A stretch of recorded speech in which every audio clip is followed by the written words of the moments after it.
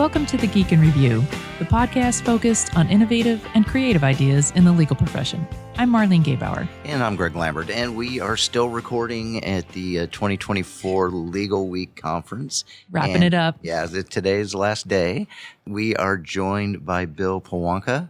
He's the Chief Marketing Officer at Exterro. Bill, welcome to the Geek in Review. Thank you so much. It's a pleasure to be here. So, Bill, we just said, it's Thursday. We're wrapping up. How has been your experience at LegalWeek this year?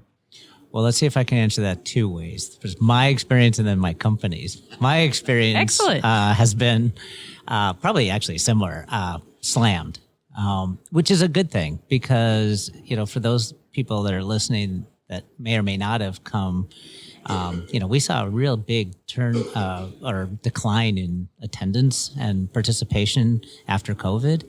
And this year feels like we're back to pre-COVID levels.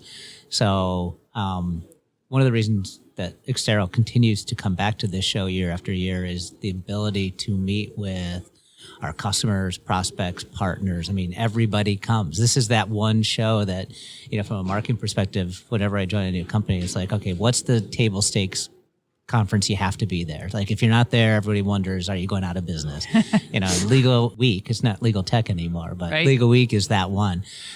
I've spent maybe 5 minutes on the show floor, and I walked around quickly just to see, what people were saying, and shockingly, it's AI. But we had goals on booth scans, and I think we exceeded them by noon on Tuesday morning. So this has been a really, really good show.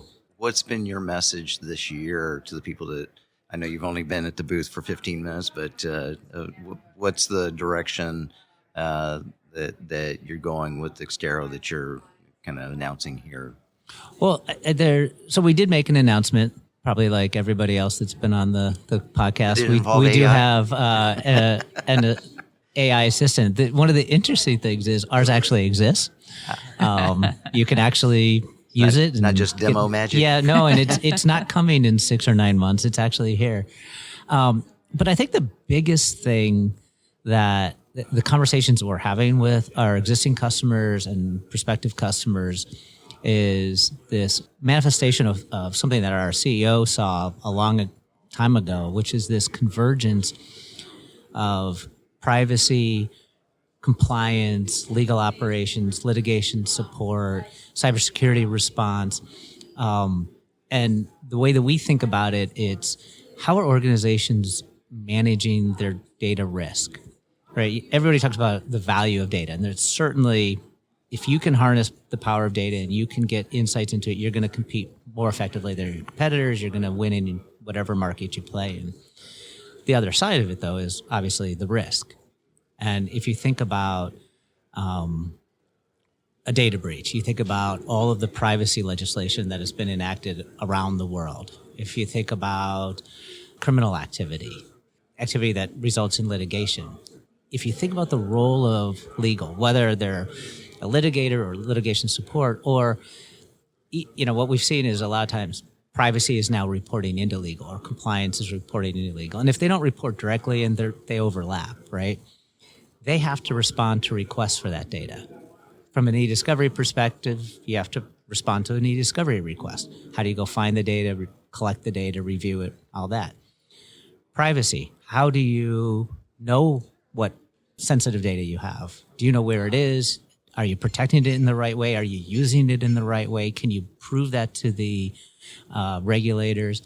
If a consumer or even an employee says, I want to exercise my right to know what data you have, can you do that within the time frame?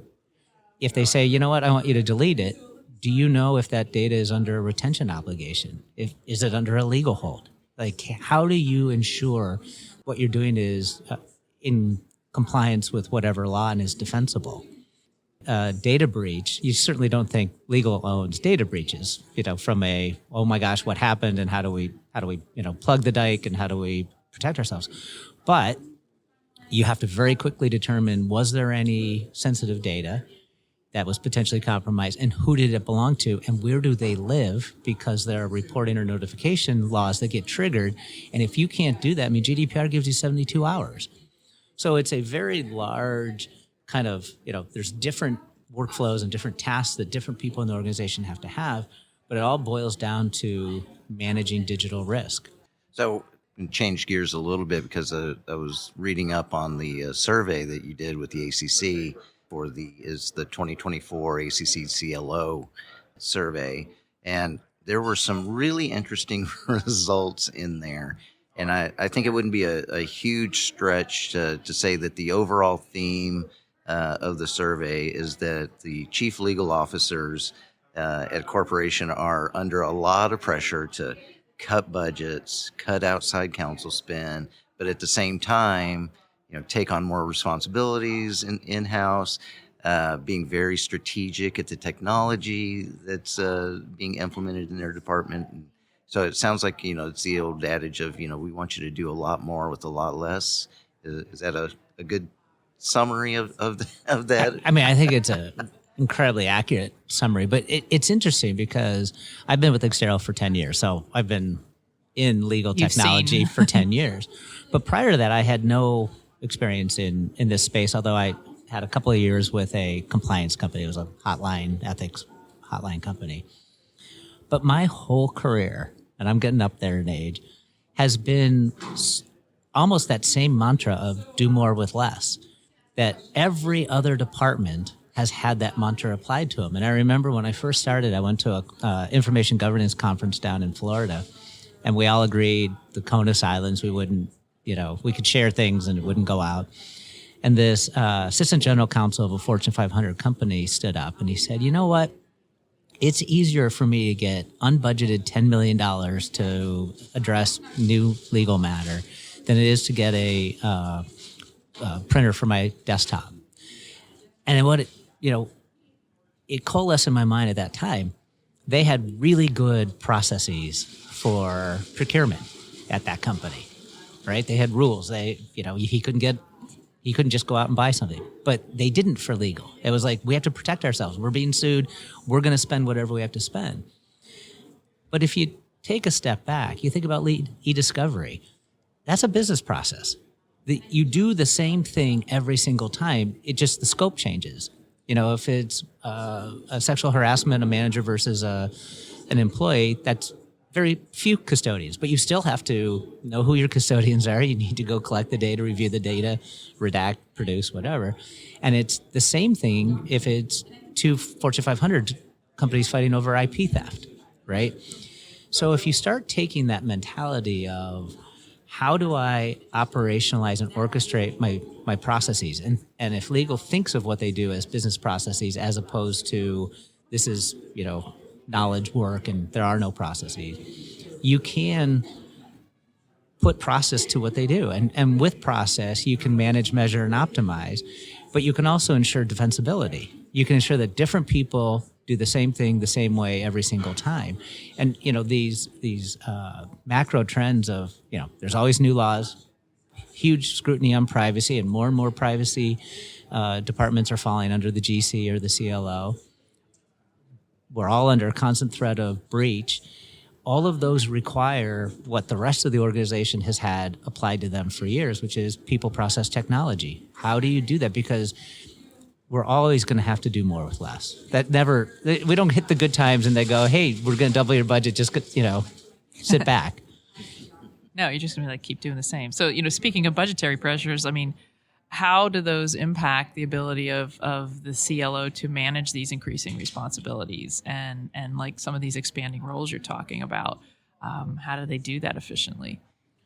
Well, I mean, it takes maybe a tiny different mentality, bit of mentality to say, okay, where am I spending my money and how do I spend that more effectively? If the expectation from the C-suite is going to be, we need you to continue to deliver the same level or even higher level of high quality output as you have in the past, but you're getting no more money and no more people. You have to figure out okay, where am I spending? Are there ways that we can do that more efficiently? And how are my people spending their time? Can we figure out ways to do that more effectively? Exterro has a very broad data risk management platform now, but 10 years ago, we were very much in the e-discovery space only. And our target market was not the law firms or the legal service providers, it was corporations. And our argument at the time was, why are you outsourcing all of your e-discovery? Certainly you should be doing your own preservation and legal hold processes, but you can collect, you can process, you can even do first pass review in-house. And depending on the size of the matter, maybe all of the review in-house. There's always going to be a reason why you have to go to your third party, to a service provider or to outside counsel because they bring expertise that you don't have. But is there a way to figure out how to leverage technology and people and process to meet those do more with less mandates coming from the C-suite? Going to go back to the survey again. So the survey notes that differences in ESG strategy involvement between CLOs in the U.S. and those internationally. Can you provide a little more insight into those regional differences and the implications? I don't know that I can as much, but I think a lot of it comes down to cultural, right? Yeah. Culture and politics, I think. Well, certainly, but it's interesting. I'll reference back when I was working for that hotline company. Hotline just seemed like, of course you have to do that, right? Because I fear retribution or retaliation, so I need to have a way to say, hey, my boss is harassing me, or I think the CFO is stealing money, or whatever it might be. And in Germany, you can't have anonymous hotline reporting, and it makes sense because they went through a period, where anonymous reporting meant people lost their lives. So I had never thought about that because I'm a U.S. citizen and, I grew up in this culture. So, you think about ESG and it is absolutely going to be colored by where you live, what culture you have, what your history is within that region. So it doesn't surprise me that there are differences, but I don't know that I'm a social psychologist and get into a lot of the deep details. I don't know. You were doing a pretty good job there.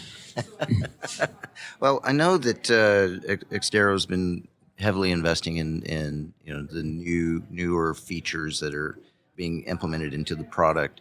Talk to us a little bit more about the new AI tool that you have that actually exists, as you say. So what kind of sets you apart from the other AI tools that are out on the floor today? Right. Well, I'll first start by saying ours actually exists. But, I'll be generous and say my competitors will eventually get there. But I think one of the things is Exterro was founded back in 2008 with the vision of if we could combine the discipline of data science and process orchestration to how organizations manage digital risk, we could help them be more effective. So we have had an AI team at Exterro for 9 years, I think, maybe 8 years. You think about e-discovery, it's interesting because most people think, lawyers are the Luddites and the last to adopt technology, but we've had predictive coding, TAR, continuous active learning, whatever, in review forever, which made tremendous amount of sense because of the cost and time in the review stage. So, of course, Exterro has, functionality there as well. But our vision always was, how do we take AI and put it throughout the entire e-discovery process? So we applied it in early case assessment to really quickly determine patterns or clusters. We could do things like, hey, Greg is a known custodian and we see all this information he has. He's communicating a lot with Marlene and she has like 90% overlap. We don't have Marlene as a custodian. Maybe we should, instead of having to take the time to do an interview and say, who else should we talk to? Maybe we should just go after, put the evidence Marlene is on. there. It's like, we should do that. We've put AI into our legal hold product to say, based on all the data, when is the optimal time to send out a notification to ensure the highest level of acknowledgement? So we've always been doing that. So when ChatGPT came out and blew up and everything last year, we had already been working on our own large language models and had already been doing a lot of this stuff. So the announcement we made this week about Exterro Assist, it's what you'd expect with, an AI assistant. With natural language, we enable our customers to not only precisely find data or get insights by asking questions. Okay, and you can do it in a very natural way. What's the acknowledgement rate on my legal? Oh, it's 49%. Okay, well, what's the acknowledgement rate of executives? Oh, it's less than that. Okay, who are the executives? And you can imagine this is a question that probably comes up, and you can always get that information, but it had, without an AI assistant, you have to create a couple reports, you have to dig through, you have to find that stuff. Now, just in natural language, even with typos and everything, you can get it. The second thing that we enable is actual tasks. So with that example, I could say, okay, how about we suspend reminders and escalations for the executives? So you can just type in and say, suspend or stop or don't do it anymore or whatever. And because we know that you don't want to give up human control, the system will come back and say, do you want me to suspend the notification, the escalation for Greg and Marlene? Proceed or cancel. So it's always an assistant. It's not a happening. Like someone always gets to choose. Exactly. We all are still, at least today, in control we still have our jobs. Yeah. So, Bill, we ask all our guests the crystal ball question. And so, you put your crystal ball out and look ahead into the future, maybe 2 to 5 years, 2 to 4 years. And, tell us what you see as a change or a challenge in the future for our industry. If you'd asked us 2 years ago, we wouldn't have even been talking about AI. And so, right? Is it easy to say, go on that one? I absolutely see the trends that came through the ACC CLO report manifesting themselves even further. GC or CLO is going to continue to expand her role and scope of responsibilities, and managing digital risk is going to be incredibly important. The amount of new data being created and the pace of it and the new ways we communicate. Who knows, we may be laughing that people use Slack or Teams, in 5 years. Who knows? Something's going to take its place. And then I think the other side of it is ensuring responsible AI. The models that are being built, you're going to have to be able to demonstrate that they're devoid of bias, that they're accurate. That there's going to be AI governance is going to there's going to be a lot of effort there. Very interesting. It's like I was hearing that as well. Like I was in a PLI session on AI law, and that was a big focus, that there is going to be an expansion in this area. You're going to need more people, more roles, different ways of making sure that it's ethical use and responsible use. I think, and I think that's just something I didn't read the article, but I saw the headline, and I tend to agree with it. It was something that Bill Gates is not afraid of AI taking jobs away. Mm-hmm. I think in 5 years there will be a drastic shift of what people do, how they do, what their role is, because AI will eliminate a lot of work today. But I think I'm more in the Bill Gates camp, where I think that just means there's going to be new classes of jobs that are going to come out. I don't do a pretty good job of filling that void. Yeah. Exactly. I don't see mass unemployment because AI is doing everything for us. I see just new things coming out. Yeah, I was kind of hoping for that universal income so I could just sit back and not do much. But I think that may be later than I want it to be. So, well, Bill Piwonka from Exterro, I want to thank you very much for coming in and talking with us, sitting down with us today at the Legal Week. Oh, it was my pleasure. Thank you for having me. And of course, thanks to all of you, our listeners, for taking the time to listen to the Geek and Review podcast. If you enjoy the show, share it with a colleague. We'd love to hear from you, so reach out to us on social media. I can be found on LinkedIn or on X at Gebauer M, and on Threads at mgebauer66. And I can be reached on LinkedIn and on X at Lambert. So, Bill, if someone wanted to learn more about you or Exterro, where's the best place to find you? For Exterro, obvious, the exterro.com is going to have all the information. And I'm on LinkedIn. I don't really go to X very often anymore, although we don't either. I've maintained my account, but yeah, I think LinkedIn or Exterro.com is the best way. And as always, the music you hear is from Jerry David DeSica. Thank you, Jerry. Thanks, Jerry. All right. Talk to you later. All right. Bye-bye.